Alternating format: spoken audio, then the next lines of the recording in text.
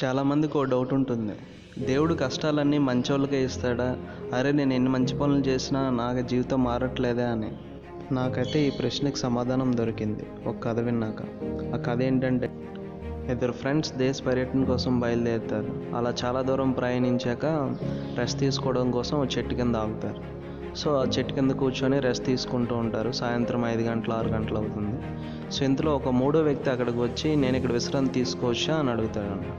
So హ్యాపీగా rest తీసుకోవచ్చు, ఈ ప్లేస్ మాది కాదు, ఈ చెట్టు మాది కాదు అంటే, సో ఆ మూడో వ్యక్తి అక్కడ కూర్చొని రెస్ట్ తీసుకుంటాడు.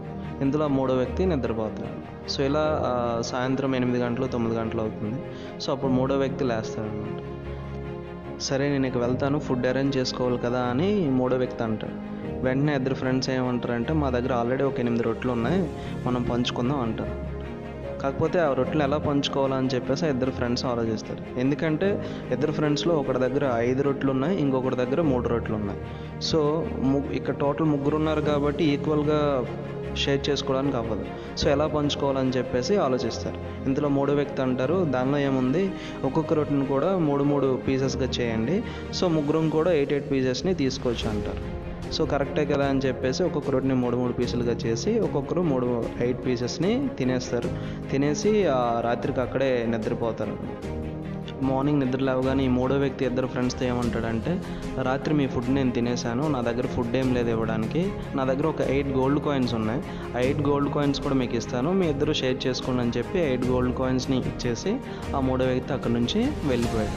సో ఇప్పుడు ఇద్దరు ఫ్రెండ్స్ ఏంటంటే 8 గోల్డ్ కాయిన్స్ని షేర్ చేసుకోవాలి. ఎలా షేర్ చేసుకోవాలని చెప్పి ఆలోచిస్తారన్నమాట.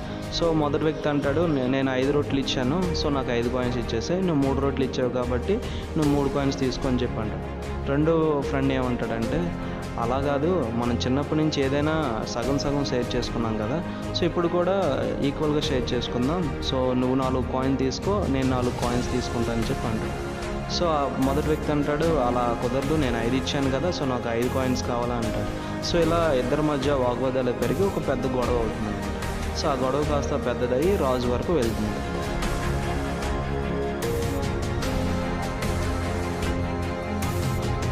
రాజు ఇద్దరు ఫ్రెండ్స్ని అడిగి జరిగిందంతా తెలుసుకుంటాడు.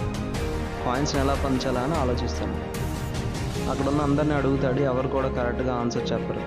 సో సరే మీరు ఇప్పుడు వెళ్ళండి, రేపు రండి, రేపు వచ్చినప్పుడు చెప్తాను ఎలా పంచుకోవాలని చెప్పి అంటాడు. వాళ్ళు వెళ్ళిపోయినా రాజు అదే ఆలోచనలో ఉంటాడు, ఎలా పంచాలా ఏంటి అని చెప్పేసి.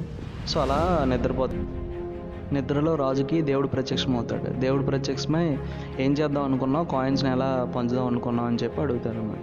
వెంటనే రాజు మొదటి వ్యక్తికి 5 కాయిన్లు, రెండో వ్యక్తికి 3 కాయిన్లు ఇచ్చేద్దాం అనుకున్నాను అని చెప్పేసి చెప్తాడు అన్నమాట. వెంటనే దేవుడు రాజుని తిడతాడు, అలా ఎలా పంచుతావు, అది కరెక్ట్ కాదని చెప్పేసి. మరి ఏం చేద్దాం, అయితే మొదటి వ్యక్తికి 4 కాయిన్లు, రెండో వ్యక్తికి 4 కాయిన్లు సగం పంచేద్దాం అని చెప్పేసి అంటాడు. అప్పుడు కూడా దేవుడు రాజుని బాగా తిడతాడు అనమాట, ఇది కూడా కరెక్ట్ కాదా అని చెప్పేసి. మరి ఏం చేయాలి అని చెప్పేసి రాజు దేవుడిని అడుగుతాడు. వెంటనే దేవుడు మొదటి వ్యక్తికి 7 కాయిన్లు, రెండో వ్యక్తికి 1 కాయిన్ ఇచ్చేసి అదే కరెక్టు, సరిపోతుంది అని చెప్పేసి అదృశ్యమైపోతాడు. రాజుకి దేవుడు చెప్పింది అర్థం కాక అలా ఆలోచిస్తూ ఉంటాడు. ఆలోచిస్తూ దేవుడు ఏం చెప్పాడు అనేది తనకు అర్థమైపోతుంది అన్నమాట. సో అలా దేవుడు చెప్పినట్లే నెక్స్ట్ రోజు ఉదయాన్నే మొదటి వ్యక్తికి 7 కాయిన్లు, రెండో వ్యక్తికి 1 కాయిన్ ఇచ్చేసి సెటిల్ చేస్తాడు. చూసారా, దేవుడి లెక్కలు వేరు, మన లెక్కలు వేరు. మనం ఎప్పుడు ఏమనుకుంటాం, నేను అంత చేశాను ఇంత చేశాను, దేవుడు నాకు ఏమి ఇవ్వట్లేదు అని అనుకుంటాం. బట్ దేవుడు ఎప్పుడు కూడా ఈ లెక్కలను ఫాలో అవుతూనే ఇస్తాడు. ఈ ఒక్క లెక్కగానే అర్థమైతే దేవుడు ఎవరికి ఏమి ఇస్తాడని చెప్పి క్లియర్గా అర్థమవుతుంది. మీరు ఫస్ట్ నుంచి చూసినట్లయితే మొదటి వ్యక్తి దగ్గర 5 రొట్టెలు ఉన్నాయి, రెండో వ్యక్తి దగ్గర 3 రొట్టెలు ఉన్నాయి.